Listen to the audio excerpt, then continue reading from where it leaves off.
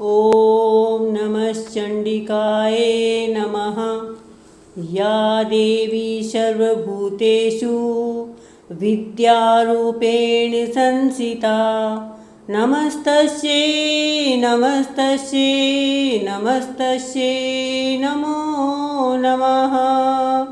या देवी सर्वभूतेषु रूपरूपेण संस्थिता नमस्तस्यै नमस्तस्यै नमस्तस्यै नमो नमः।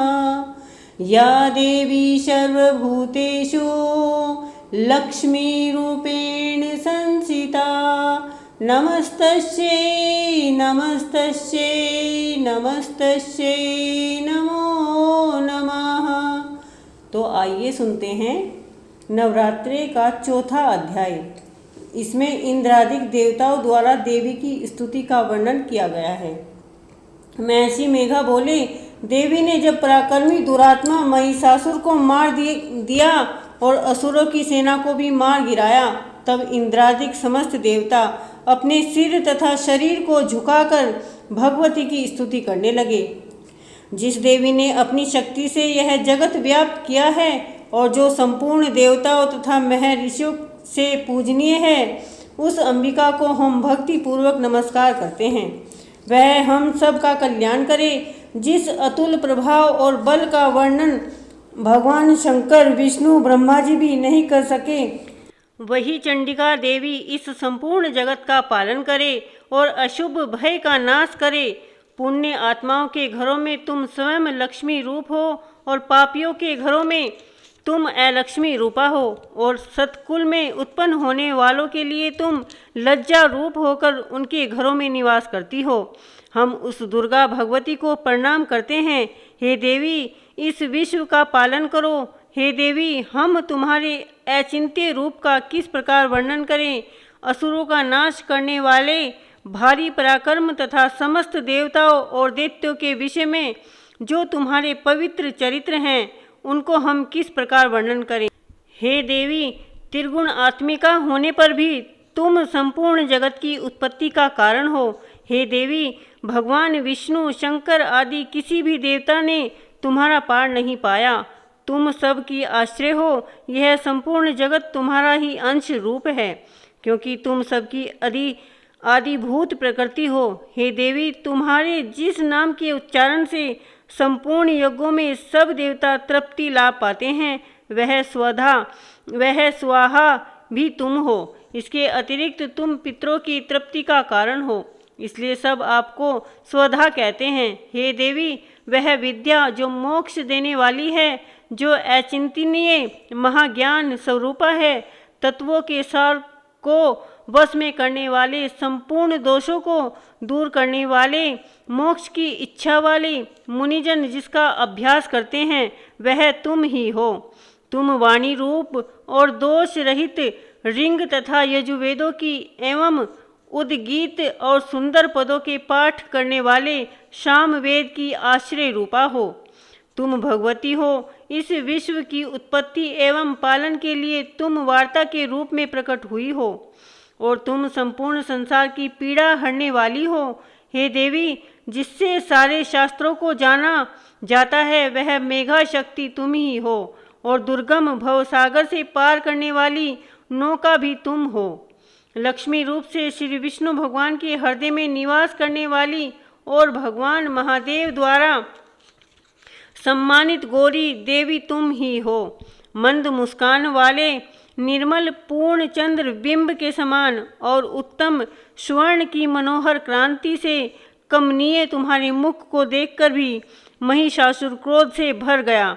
वह बड़े आश्चर्य की बात है। और हे देवी, तुम्हारा यही मुख जब क्रोध से भर गया तो उदय काल के चंद्रमा की भांति लाल हो गया और तनी हुई भौं के कारण विकराल रूप हो गया। उसे देखकर भी महिषासुर के शीघ्र प्राण नहीं निकल गए। यह बड़े आश्चर्य की बात है। आपके कुपित मुख के दर्शन करके भला कौन जीवित रह सकता है। हे देवी, तुम हमारे कल्याण के लिए प्रसन्न हो जाओ। आपके प्रसन्न होने से इस जगत का उद्भय होगा और जब आप क्रुद्ध हो जाती हैं तो कितने ही कुलों का सर्वनाश हो जाता है। यह हमने अभी अभी जाना है कि जब तुमने महिषासुर की बहुत बड़ी सेना को देखते ही देखते मार डाला, हे देवी, सदा अभय उदय प्रताप देने वाली तुम जिस पर प्रसन्न हो जाती हो वही देश में सम्मानित होते हैं। उनके धन यश की वृद्धि होती है, उनका धर्म कभी शिथिल नहीं होता और उनके यहाँ अधिक पुत्र पुत्रादि और नौकर होते हैं। हे देवी, तुम्हारी कृपा से ही धर्मात्मा पुरुष प्रतिदिन श्रद्धापूर्वक यज्ञ करता है और धर्मानुकूल आचरण करता है और उसके प्रभाव से स्वर्ग लोक में जाता है, क्योंकि तुम तीनों लोकों में मनवांछित फल देने वाली हो। हे माँ दुर्गे, तुम स्मरण करने पर समस्त जीवों के भय नष्ट कर देती हो और स्थिर चित्त वालों के लिए चिंतन करने पर उन्हें और अत्यंत मंगल देती हो। हे दारिद्र दुख नाशिनी, तुम्हारे सिवा दूसरा कौन है? तुम्हारा चित्त सदा दूसरों के उपकार में लगा रहता है। हे देवी, तुम शत्रुओं को इसलिए मारती हो कि उनके मारने से दूसरों को सुख मिलता है। वह चाहे नरक में जाने के लिए चिरकाल तक पाप करते रहे, किंतु तुम्हारे साथ युद्ध करके सीधे स्वर्ग को जाते हैं, इसलिए तुम उनका वध करती हो। हे देवी, क्या तुम दृष्टि पात्र मात्र से समस्त असुरों को भस्म नहीं कर सकती थी? अवश्य ही कर सकती थी, किंतु तुम्हारा शत्रुओं को शस्त्रों के द्वारा मारना इसलिए है कि शास्त्रों के द्वारा मरकर वे स्वर्ग लोक को जाएंगे। इस तरह से हे देवी, उन शत्रुओं के प्रति भी तुम्हारा विचार उत्तम है। हे देवी, तुम्हारे उर्ग खग की चमक से और त्रिशूल की नोक की क्रांति की किरणों से असुरों की आंखें फूट नहीं गई। उनका कारण यह था कि वह किरणों से शोभायमान तुम्हारे चंद्रमा के समान आनंद प्रदान करने वाले सुंदर मुख को देख रहे थे। हे देवी, तुम्हारा शील बुरे वृतांत को दूर करने वाला है और सबसे अधिक तुम्हारा रूप है, जो न तो कभी चिंतन में आ सकता है और न जिसकी दूसरों से कभी तुलना ही हो सकती है। तुम्हारा बल पराक्रम शत्रुओं का नाश करने वाला है, इसलिए तरह तुमने शत्रुओं पर भी दया करके दया प्रकट की है। हे देवी, तुम्हारे बल की किसके साथ बराबरी की जा सकती है तथा शत्रुओं को भय देने वाला इतना सुंदर रूप भी और किसका है? हृदय में कृपा और युद्ध में निष्ठुरता, यह दोनों बातें तीनों लोकों में केवल तुम्हें देखने में मिलती हैं। हे माता, युद्ध भूमि में शत्रुओं को मारकर तुमने उन्हें स्वर्ग लोक में पहुंचाया है। इस तरह तीनों लोकों की तुमने रक्षा की है तथा उन उन्मत्त असुरों से जो हमें भय था उसको भी तुमने दूर किया है। तुमको हमारा नमस्कार है। हे देवी, तुम शूल तथा खग के हमारी रक्षा करती हो तथा घंटे की ध्वनि और धनुष की टंकार से भी हमारी रक्षा करो। हे चंडिके, आप अपने शूल को घुमाकर पूर्व पश्चिम उत्तर तथा दक्षिण दिशा में हमारी रक्षा करो।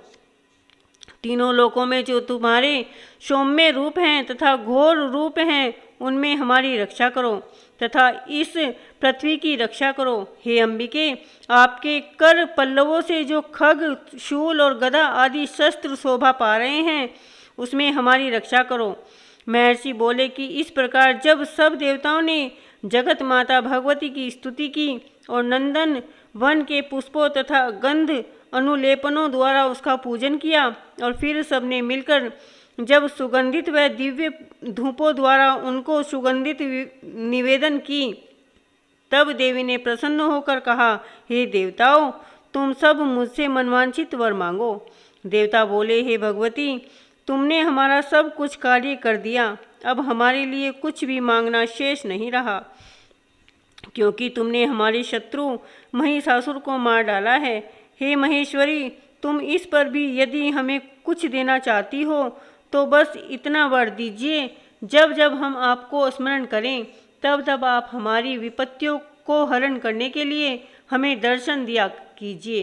हे अंबिके, जो कोई भी तुम्हारी स्तुति करे, तुम उनको वित्त समृद्धि और वैभव देने के साथ ही उनके धन स्त्री आदि सम्मानित बढ़ावें और सदा हम पर प्रसन्न रहें। महर्षि बोले, हे राजन, देवताओं ने जब जगत के लिए तथा अपने लिए इस प्रकार के प्रश्न किए तो बस तथास्तु कहकर देवी अंतर्ध्यान हो गई। हे भूप, जिस प्रकार तीनों लोकों का हित चाहने वाली वह भगवती देवताओं के शरीर से उत्पन्न हुई थी, वह सारा वृत्तांत मैंने तुमसे कह दिया है। और इसके पश्चात दुष्ट असुरों तथा शुंभ निशुंभ का वध करने और सब लोकों की रक्षा करने के लिए जिस प्रकार गौरी देवी के शरीर से उत्पन्न हुई थी, वह सारा वृत्तांत मैं यथावत वर्णन करता हूँ, सो सुनिए। बोलो चंडिका मैया की जय। बोलो अम्बे मैया की जय।